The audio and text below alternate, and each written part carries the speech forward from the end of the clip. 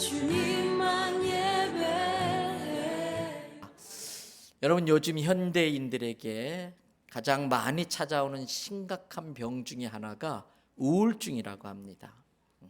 우울증에 걸리면 공통적인 현상이 있습니다. 모든 일에 흥미와 관심을 잃어버린다고 합니다. 아무 일이 없어도 늘 불안하고 갑자기 이런 것을 해서 뭐 하나 하는 허무한 생각에 자꾸 빠져든답니다. 매사에 나는 안 돼, 나는 못해, 나는 할 수 없어 절망감에 빠지고 부정적인 감정에 사로잡힌다고 합니다. 식욕이 떨어지고 깊은 잠을 자지 못하고 잠을 설친다는 겁니다. 그리고 이런 증상이 심해지면 어떤 사람은 극단적인 생각까지도 한다고 합니다. 그런데 여러분, 실은 이런 현상들은 우울증 환자에게만 나타나는 게 아닌 것 같습니다. 사람은 누구나 이런 생각을 하고 이런 현상들이 자기에도 있다는 것을 인정하지 않을 수가 없을 거예요. 오늘 본문인 열왕기상 19장은 엘리야 선지자에 관한 본문입니다. 잘 아시는 것처럼 열왕기상 18장에서 엘리야 선지자는 엄청난 일을 합니다. 갈멜산에서 혼자 바알을 섬기는 바알 선지자 450명, 아세라 신을 섬기는 아세라 선지자 400명, 도합 850명과 혼자서 맞서는 영적 대결을 합니다. 그리고 하나님의 도우심으로 큰 승리를 해요. 이 우상 숭배자들을 다 기손신에 끌고 가서 다 그곳에서 진멸해 버립니다. 그리고 3년 반 동안 비가 오지 않아서 고통스러워하던 그 이스라엘 땅에 비를 내리게 하는 엄청난 일을 합니다. 여러분, 이런 엄청난 일을 했던 엘리야 선지자가 열왕기상 18장에서 19장으로 넘어오자마자 뭐라고 하는지 보시기 바랍니다. 열왕기상 19장 4절의 말씀이에요. 다 같이 함께 읽겠습니다.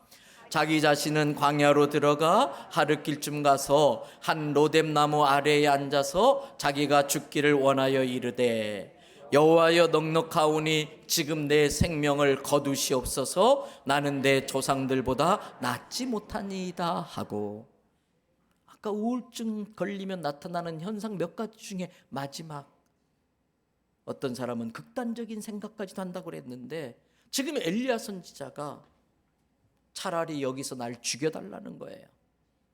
자기가 대단한 사람인 줄 알았는데 지금 자기의 처지를 보니까 자기 조상들에 비하면 너무나 초라하고 보잘것없어서 이렇게 살 바엔 차라리 여기서 죽는 게 낫겠습니다. 날 좀 죽여주세요. 심한 절망감에 빠진 겁니다. 우울증에 걸리고 만 겁니다. 도대체 열왕기상 18장에서 19장 사이에 무슨 일이 있었길래 그 대단한 엘리야 선지자가 이런 말을 하게 되었을까요? 그 답이 열왕기상 19장 1절부터 2절에 나와요.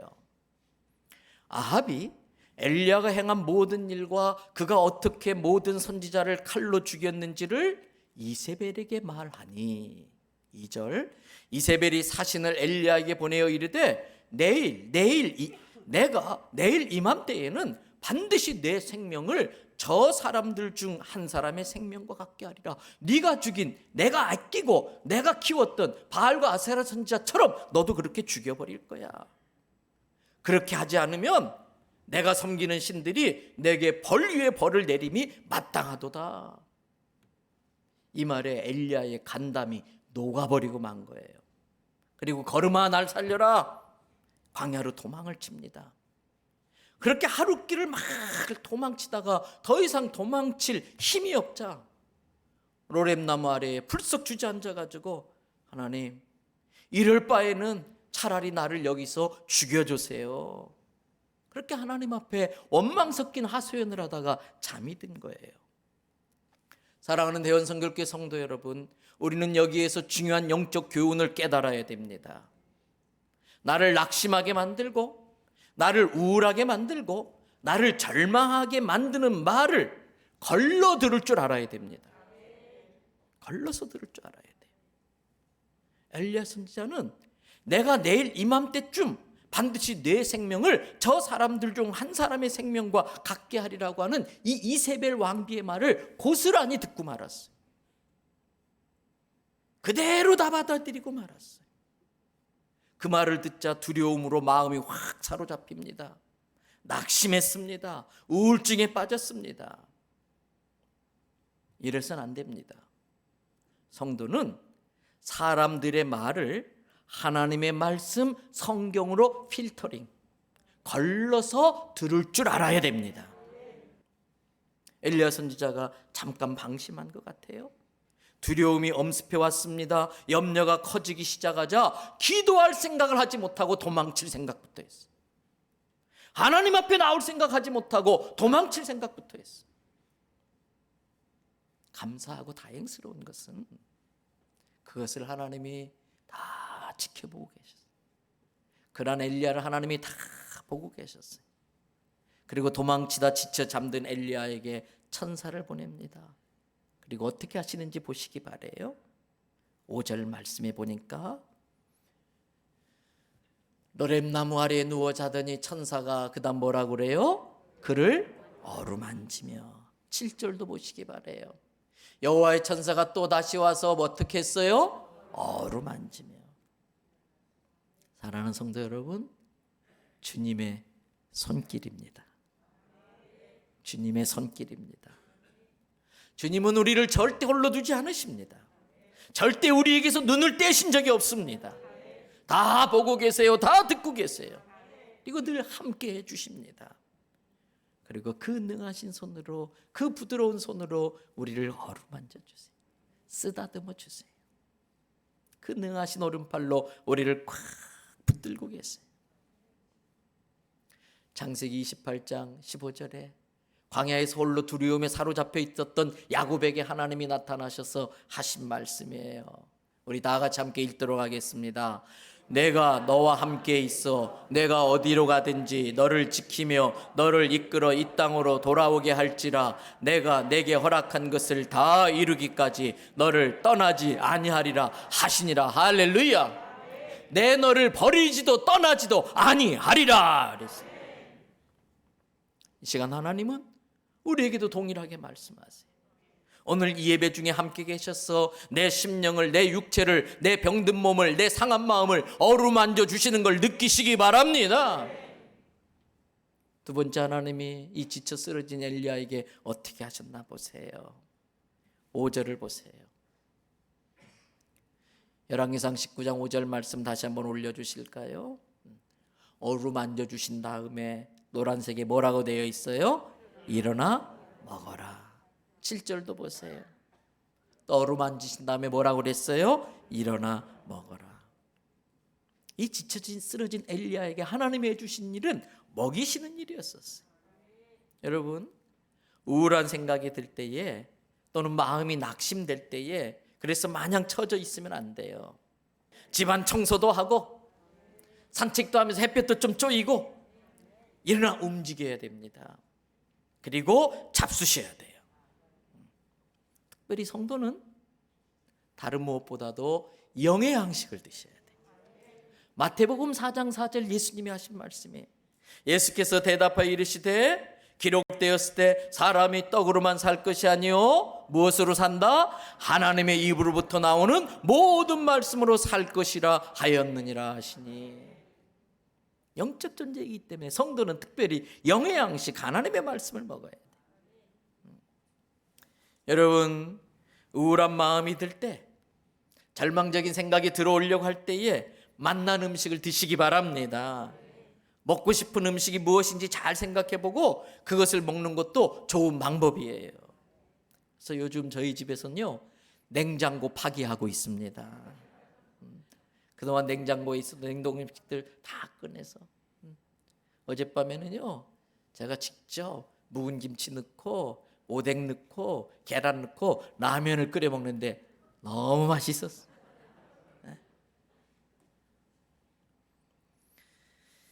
여러분, 그런데 사람은 육적인 존재인 동시에 영적인 존재이기 때문에 육과 영의 양식을 동시에 다 먹어야 돼요. 인생이 고달프고 어려울 때마다 하나님의 말씀을 먹고 힘을 냈던 시편 기자는 시편 119편 113절에서 이런 고백을 해요. 주의 말씀의 맛이 내게 어찌 그리 단지요? 내 입에 뭐보다? 꿀보다 더 답니다. 하나님의 말씀이 명약이었던 걸 알았던 다윗은 시편 19편 7절부터 10절에서 이런 고백을 합니다. 여호와의 율법은 완전하여 어떻게 한다? 영혼을 소성시킨다. 하나님의 말씀을 먹으면 내 영이 살아나는 거예요. 심폐소생하는 것처럼 내 영이 소성되는 거예요. 여호와의 증거는 확실하여 어떻게 한다? 우둔한 자를 지혜롭게 한다. 이럴 때에 지혜가 필요한데 지혜를 주시는 거예요. 마스크를 사려고 하지 말고 만드세요. 지혜를 가지고. 여호와의 교훈은 정직하여 어떻게 한다? 마음을 기쁘게 하는 거예요. 하나님의 말씀을 먹으면 믿음이 생기고 담대해지고 우울증이 떠나고 마음의 즐거움과 기쁨이 회복되는 걸 믿으시기 바랍니다. 또 여호와의 계명은 순결하여 어떻게 한다? 내 눈을 밝게 한다. 엘리사의 종 게하시의 눈을 딱 뜨게 하니까 나를 지키는 하나님의 천군 천사가 보이더라는 거예요. 눈을 뜨게 한다는 거예요. 9절 여호와를 경외하는 도는 정결하여 우리를 영원까지 천국까지 인도하여 준다. 여호와의 법도 진실하여 다 의로우니 10절 다 같이 읽습니다. 금 곧 많은 순금보다 더 사모할 것이며 꿀과 송이꿀보다 더 달도다. 할렐루야. 여러분 그렇습니다. 힘 빠지고 지치고 인생이 고달플 때 신약 구약 두 첩만 지어 잡숴 보시기 바랍니다. 다른 뭐 양약 신약 아니에요. 신약 구약 두 첩만 잡수시면 모든 병 뚝, 힘이 불끈. 이게 하나님 말씀의 능력이에요. 8절입니다. 이에 일어나 먹고 마시고 그 음식물의 힘을 의지하여 어떻게 했어요? 40주 40야를 가서 어디에? 하나님의 산 호렙에 이르니라. 40일 밤낮으로 쉬지 않고 엘리야가 달려간 곳은 하나님의 산 호렙이었어요. 밤낮으로 갔다는 것은 지체할 수 없었다는 뜻입니다. 밤에 잘 시간도 아깝다는 겁니다. 40일을 갔다는 것은 꾸준히 열심히 달려갔다는 거예요. 그렇게 해서 간 곳이 하나님의 산 호렙입니다. 이 호렙산은요, 다른 이름으로 신의 산이에요. 모세가 하나님과 얼굴을 대면하고 대화했던 곳, 모세가 하나님께로부터 십계명이 새겨진 두 개의 돌판을 받은 그곳이 호렙산이에요. 사랑하는 대연성결교회 성도 여러분, 여기에서 우리가 깨달아야 될 중요한 영적 교훈이 있어요. 성도는 어떤 경우에도 하나님의 산 호렙을 향해 가는 삶이 되어야 할 줄로 믿습니다. 호렙산은 첫째는요, 하나님이 계신 천국을 의미합니다. 성도의 삶은 늘 그 방향이 천국을 향해 있어야 돼요. 어디에 있든지 어떤 상황 속에 있든지 나침판이 어떤 경우에도 늘 북쪽을 가리치는 것처럼 성도의 삶은 늘 하나님을 향해 있어야 돼요. 자동차로 어디로 가려고 할 때에 가장 먼저 내비게이션에다가 목적지를 칩니다. 대연 성결교회 목적지를 칩니다. 성도의 삶도 마찬가지예요. 하루를 시작하기 전에 먼저 인생의 내비게이션에다가 내가 가야 할 인생의 목적지를 쳐야 됩니다. 모든 성도의 목적지는 똑같습니다. 하늘나라, 천국이에요. 성도는 이 땅 백성이기 이전에 먼저 하나님 나라의 백성, 천국 백성이라는 걸 확실히 아시기 바랍니다. 천국 백성은 하나님의 다스림, 하나님의 통치를 받는 백성들이에요. 로마서 13장 1절 말씀이에요. 다 같이 읽어봅니다. 각 사람은 위에 있는 권세들에게 복종하라. 권세는 하나님으로부터 나지 않음이 없나니 모든 권세는 다 하나님께서 정하신 바라. 성경은 모든 권세가 하나님으로부터 주어진 것이기 때문에 위에 있는 권세에 복종하라고 말하고 있습니다. 그러나 여기서 우리가 놓치지 말아야 될 것이 있습니다. 국가가 가진 권위는 그것을 주신 하나님의 뜻을 이루라고 주신 권위예요. 하나님이 원하는 선을 이루는 데 쓰라고 준 권세입니다. 만일 하나님으로부터 위임받은 그 위정자가, 하나님으로부터 권위를 위임받은 위정자가 그 권위를 악용해서 사사로운 이익을 취한다든지 악을 행한다면 교회의 선택은 악한 일에 참여하지 않는 겁니다. 또 국가가 교회를 핍박하고 악을 행하도록 강요한다면 교회는 강하게 저항해야 됩니다. 교회는 그 일로 인하여 오는 핍박을 믿음으로 견뎌내며 하나님의 도우심을 구하고 그럴 때일수록 온 교회가 하나가 돼야 됩니다.